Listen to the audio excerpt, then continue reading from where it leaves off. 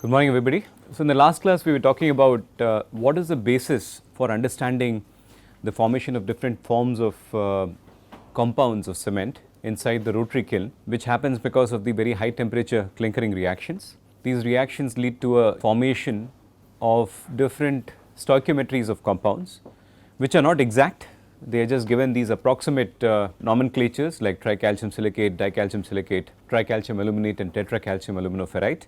The important aspects include first the combination of lime and silica to form C2S, and then later after the appearance of the molten phase as the aluminates, the conversion of C2S into C3S, which takes care of the excess lime that is present in the system. At the end of the entire process, there is very little free lime that is actually left in the system, and that is of advantage because the lesser the free lime, the lesser we can expect would be the problems because of unsoundness of the cement. So, for having a good cement, we need to have the free calcium oxide controlled as much as possible.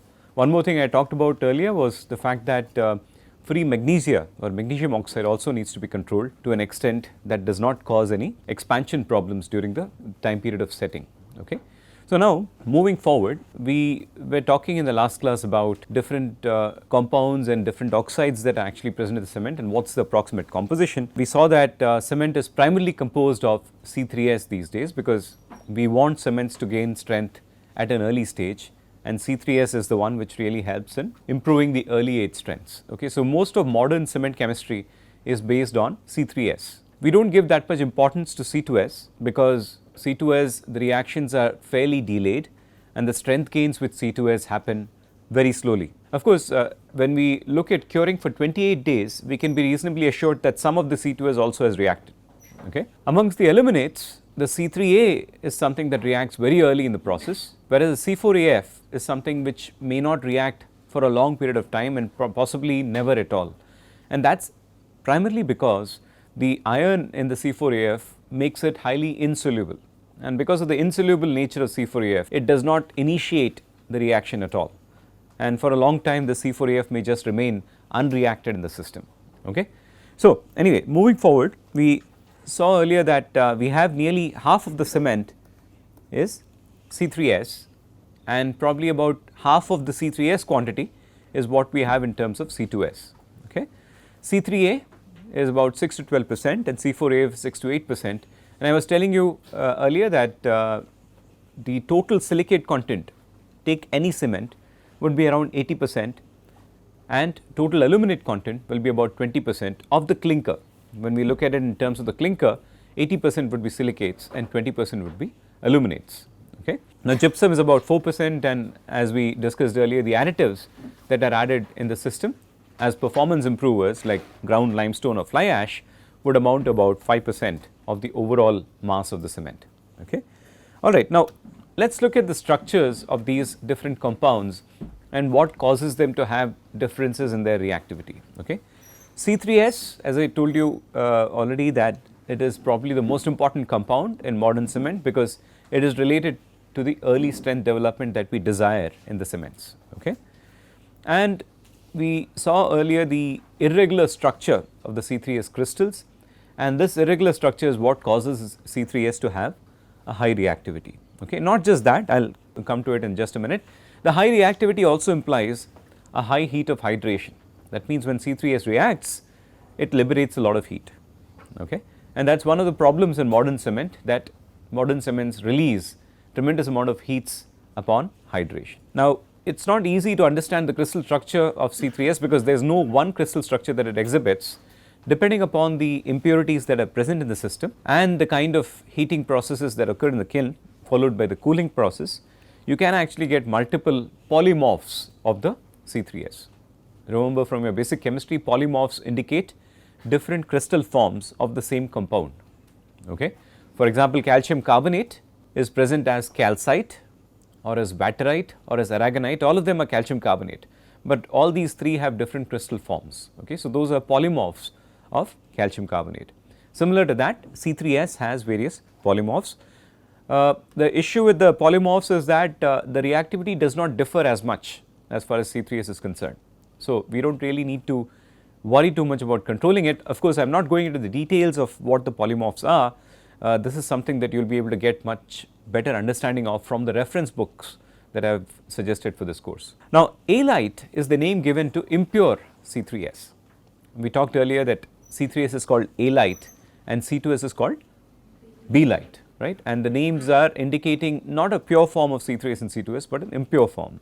So, Alite is impure C3S, which contains about 1% by weight each of magnesium oxide, aluminum oxide and iron oxide, along with smaller quantities, but very important quantities of the alkalis and sulfates. Okay. Primarily the alkali sulfates are the ones which have attached themselves to the surface of the clinker particles, and these alkali sulfates are the ones which lead to a high degree of reactivity with the Alite. Okay. So, you have sodium, potassium, phosphorus oxide sometimes, and then you have sulfur trioxide, which could be present in various quantities on the surface of the clinker particles. So, it is these impurities which lend C3S to have its unique structure, as well as high levels of reactivity are also because of the presence of these impurities. C2S, on the other hand, we saw in the micrographs that were presented earlier that the C2S particles or C2S crystals had a much more regular structure, rounded structure, but these structures also showed those very characteristic striations on the surface. Okay, that is what we had shown earlier, and the regular structure implies a lower reactivity obviously, and overall substitution of oxides in this case also is about 4 to 6% with significant amounts of alumina, iron oxide and potassium oxide. So, again you have minority oxides that are present on the surface of the clinker grains, but the reactivity is not as high, primarily because of the regular structure of C2S. Again, similar to C3S, there are several polymorphs that may exist depending upon the kind of heating and cooling processes, right, and the kind of impurities that are actually present in the system, and these polymorphs are usually named as alpha, beta, gamma, etc. And mostly what we are concerned with in modern cement is beta C2S or belite, and that is what we are commonly finding in modern cements. Okay. But anyway, I am not getting into details of polymorphs here, because that is probably beyond the scope of what we are intended to cover in our course. Okay. So, I request you to read any of the reference books if you are interested in trying to understand this crystal structure even more, because again I am not telling you the whole story here. This crystal structure has indeed a large influence on the heat of hydration and also on the reactivity that you see from the cementitious materials. Okay. Anyway, moving on, we have the aluminates next, which are forming the minority constituent in the cement clinker compounds. Okay. So, generally, as I showed you in the micrographs, the C3A and C4AF are difficult to distinguish because they are intermixed, and because the sizes of these crystals are so small, in other words they are called microcrystalline compounds. Okay, microcrystalline compounds, because their formation happens very quickly when the molten state converts to solid, when we cool the molten mixture that comes out with the clinker at 1450. When we cool it rapidly to 1200, we form the aluminate compounds. Remember, we had earlier termed these as the ground mass compounds. Okay. These are the ground mass compounds. So, because of the fine crystal sizes and the fact that they are intermixed, it is not easy to distinguish them, but if we employ a technique like X-ray diffraction, we can actually decipher the kind of structures of these compounds also. So, C3A, pure C3A has a cubic structure. So, again cubic is something that you associate with a very high ordered material, and very high order implies obviously a controlled reactivity. It is not going to have a very high reactivity. Okay. But with impurity oxides that are present with C3A, just like with C3S or C2S, you can have other forms of C3A also, like orthorhombic, and again when you have the other forms, there could be some distortion in your bonds that leads to high reactivity in the system. Okay. So, please remember, in crystals, the more ordered the crystal, the lesser will be the reactivity, the more disordered, the higher will be the reactivity. Okay. So, highest heat of hydration among cementitious compounds is for C3A. Okay. Now, it has got a highly ordered structure, also has the highest rate of reactivity if you leave it to react on its own, and it has got the highest heat of hydration. Why do you think that happens?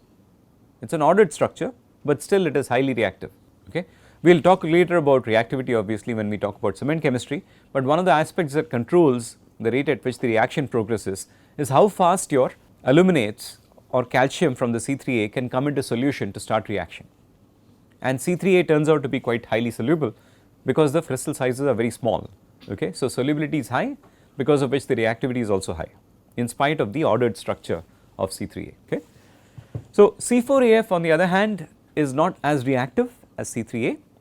It has got a structure that is also highly ordered, and as I was telling you earlier, because of the very low solubility of the iron and very low mobility of the iron in a solution, you will have very limited reactivity of C4AF. It has got much lower heat of hydration as compared to C3A. Okay. And as I was saying earlier, when we talked about the formation of C4AF from the CAF ternary phase diagram, we said that it is going to be a mixture of different solid solutions. That means it does not have a definite composition, but an average composition is C4AF. It is actually a mixture of different solid solutions. Okay. Now, going beyond this would mean that we are getting into a completely different realm of studies, and probably if we keep ourselves more focused towards how cement actually interacts with the other ingredients in the concrete system, that will help our cause more than trying to decipher the intricacies of what cement compounds are like, because that becomes a very highly sophisticated and specialized subject. Okay.